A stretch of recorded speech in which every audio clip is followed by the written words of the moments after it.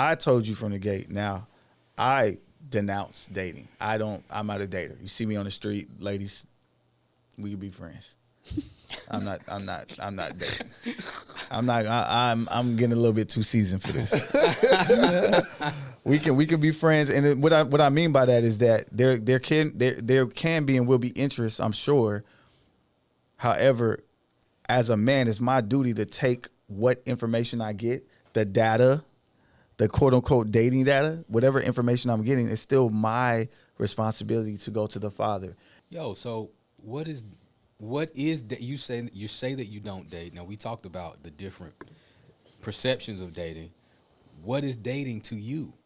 Since you're saying that you don't date, what is dating to you? Dating to me is literally spending time exclusively with a woman one-on-one and giving her that amount of energy, focused energy, for wanting to get to know her, just in spaces where it can become intimate. I'm not trying to do that.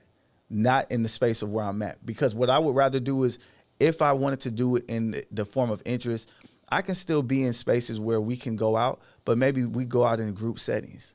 Like I call up some friends and we all hang out. Or we're at church, we're doing some stuff, we're serving. Let's serve together. Because there's other spaces. Mm-hmm. When we were kids, right, you had a friend that's on the block. Remember Love and Basketball? The movies that depict like the youthful love and then it grew up. There's a difference between the youthful love and the adult love. Mm-hmm. The youthful love is the girl that stayed across the street from you and she used to come over after school and knock on your door and see if you want to come outside and play. Mm-hmm. But she could have been looked at as a tomboy.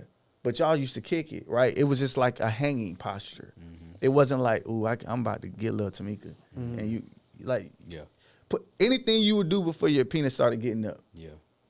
When you was with a girl and y'all was young, y'all literally would spend time and just be friends. Y'all joke. Y'all might go grass on. Y'all might share some stuff like food. Y'all might share some conversations, but it's not based off of I want you and it's a desire that I have because I feel this thing for you. Yeah. I think in theory, what we're saying is good. Mm. In theory, what we're saying is good. Mm-hmm. How do we address the fact of facing the reality of society is very far from that? You go on any kind of social media, you'll see it. Like tonight's conversation. Mm-hmm. Yeah. You go on, you got millions of, I guess, like dating apps now, you know what I'm saying? 'Cause people don't even know how to interact in person anymore. Yeah. They rather meet online. It's like a statistic came out that said that people rather meet online before they meet in person first. It's crazy. Which is crazy. How do we address that reality for people, bro? When I had to take that hard look at myself and make the decision that I feel like what you're asking, would it boil down to me? Because I was that person. Mm. I was one of, I would consider myself, I would say that, I was out here like, with that kind of thought and mindset when it comes to this. I had to do the work. Yeah. As individuals, yes, vastly, most people don't think like the conversation that we're having. They don't move like this. They don't have that type of mindset, yeah. At the end of the day, that's what it requires. Exactly. You got to do the work. Exactly. You have to decide within yourself to change. Yeah. You have to decide to see you, accept you, the good and the bad, and you got to decide where you need to make changes. And then you can't rely or expect for everybody else around you.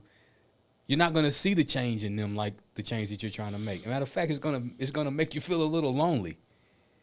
But really, if people really want it, that's what it requires. There's no easy fix. That's good. There's no way to try to say anything different is to just accept that people are gonna be how they are and just try to make some kind of way to make it feel good to them. Right. But that's just not.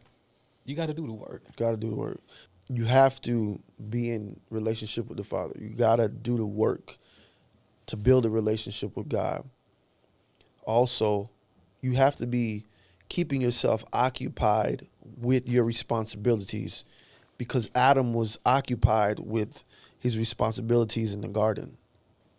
not only was he building his relationship with the Father, he was also developing his skills and his purpose or his responsibilities or his duties in tending to the garden, tending to the animals, naming all the animals, taking care of what God had placed in front of him, taking care of the responsibilities that were given to him. So that way, when the person did come, or when God did give him Eve, he was ready to take care of the responsibility of another person or of his woman or of his lady.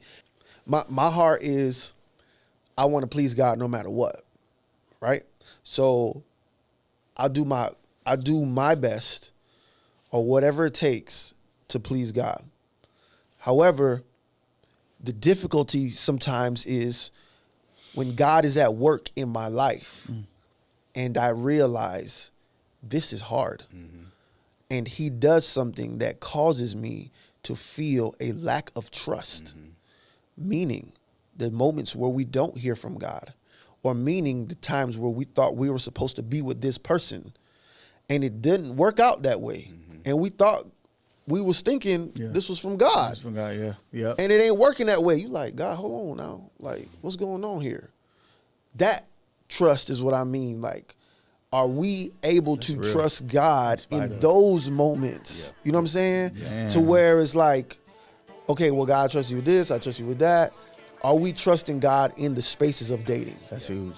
'Cause I'm the man, I got the master plan.